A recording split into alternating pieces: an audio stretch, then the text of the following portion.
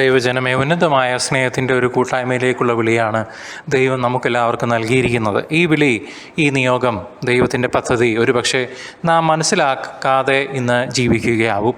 ദൈവവും മനുഷ്യരുള്ള തമ്മിലുള്ള കൂട്ടായ്മയ്ക്ക് ശാഖയും തൈത്തണ്ടും തമ്മിലുള്ള ബന്ധമാണുള്ളതെന്ന് യോഹന്നാൻ്റെ സുവിശേഷം 15-ാം അധ്യായത്തിൽ വിവരിക്കുന്നുണ്ട്. നമുക്ക് സങ്കല്പിക്കാൻ കഴിയാവുന്നതിൽ വെച്ച് ഏറ്റവും വലിയ ബന്ധമാണത്, ശാഖയും തായ്തണ്ടും തമ്മിലുള്ളത്. തായ്തണ്ടിനോട് ചേർന്നിരിക്കുമ്പോഴാണല്ലോ ശാഖകൾ ഉണങ്ങിപ്പോകാതിരിക്കുന്നത്. അതുപോലെ ശ്രേഷ്ഠമായ ഒരു ബന്ധം ആണ് നാമും ദൈവവുമായിട്ട് നിരന്തരമായി ഉണ്ടാവേണ്ടത്. ഈ ദൈവിക പദ്ധതി നമ്മുടെ ജീവിതത്തിൽ പ്രാവർത്തികമാക്കുവാൻ നമ്മുടെ ഭാഗത്തു നിന്നുണ്ടാകേണ്ടത് പിതാവായ ദൈവത്തിൻ്റെ ദാസിയാവുക എന്നതാണ്. ഇതാണ് നമുക്ക് ദൈവത്തിന് കൊടുക്കാനുള്ളത്. ദൈവത്തെ അനുസരിക്കുന്ന, ഇതാ ഞാൻ എന്ന് പറയുന്ന, ആമേൻ എന്ന് ഉരുവിടുന്ന ഒരു മനസ്സ്. ഇതുതന്നെയാണ് ദൈവം നമ്മോട് ഇന്ന് ആവശ്യപ്പെടുന്നതും. കായനും ആബേലും ദൈവത്തിന് ബലി അർപ്പിച്ചു. ആബേലിൻ്റെ ബലി അവിടുന്ന് സ്വീകരിക്കുകയും കായൻ്റെ ബലി നിരസിക്കുകയും ചെയ്തു. കാരണം ആബേൽ തൻ്റെ ബലിയിലൂടെ സമർപ്പിച്ചത് ദൈവത്തെ അനുസരിക്കുന്ന സ്വന്തം മനസ്സിനെയാണ്. തന്നെ അനുസരിക്കുന്നവരുണ്ടോ എന്ന് ദൈവം ഇന്നും നമ്മുടെ ഇടയിൽ അന്വേഷിക്കുന്നു.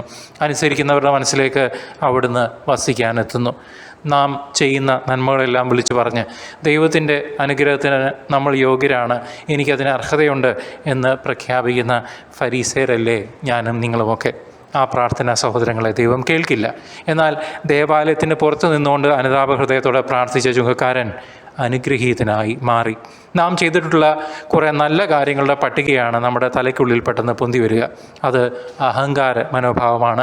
ദൈവം തന്ന ദാനമല്ലാണ്ട് നമുക്കൊന്നുമില്ല എന്നുള്ള ചിന്ത നമ്മുടെ ഹൃദയത്തിൻ്റെ ഉള്ളിൽ വരുമ്പോൾ മാത്രമാണ് നാം എളിമയിലേക്ക് നയിക്കപ്പെടുക. ഇതുകൊണ്ട് പഴയ ഫരിസേയനെ പോലെ ദൈവം തന്നോട് നീതി കാണിക്കുന്നില്ല എന്ന് നാം കുറ്റപ്പെടുത്തുന്നു, ദൈവത്തെ തന്നെ നമ്മെ തന്നെ പഴിക്കുന്നു. എന്നാൽ ദൈവത്തെ അനുസരിക്കാൻ തയ്യാറുള്ള എളിമയുള്ളൊരു മനസ്സ് നാം സ്വന്തമാക്കുമ്പോൾ മാത്രമാണ് ദൈവത്തിൻ്റെ പരിശുദ്ധാത്മാവ് നമ്മിലേക്ക് കടന്നു വരികയും ഗലാത്യ 5:22 പറഞ്ഞിട്ടുള്ള പരിശുദ്ധാത്മദാനങ്ങൾ നമ്മിൽ സമ്പൂർണ്ണമാകുകയും മറ്റുള്ളവരിലേക്ക് പറഞ്ഞു കൊടുക്കാൻ സാധിക്കുന്ന അവസ്ഥയിലേക്ക് നമ്മൾ സ്നേഹം കൊണ്ട്, ക്ഷമ കൊണ്ട്, സന്തോഷം കൊണ്ട് നിറഞ്ഞ് തുളുമ്പുന്ന എളിമയുള്ള ആത്മാക്കളുടെ ഉടമകളായി മാറുക.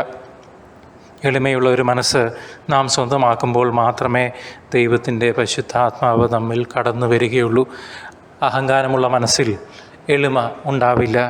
അഹങ്കാരമുള്ള മനസ്സിൽ, ഹൃദയത്തിൽ ദൈവം വസിക്കുന്നില്ല. തൻ്റെ പുത്രനിലൂടെ നമ്മുടെ പാപങ്ങൾ അകറ്റി നമ്മെ ദൈവമക്കളുടെ പദവിയിലേക്ക് അവിടുന്ന് ഉയർത്താൻ ആഗ്രഹിക്കുന്നു. ആ ചോദ്യം നമ്മളുടെ മുമ്പിലാണ്. നമുക്ക് എളിമപ്പെടാം, അവിടുത്തെ മക്കളായി മാത്രം ജീവിക്കാം.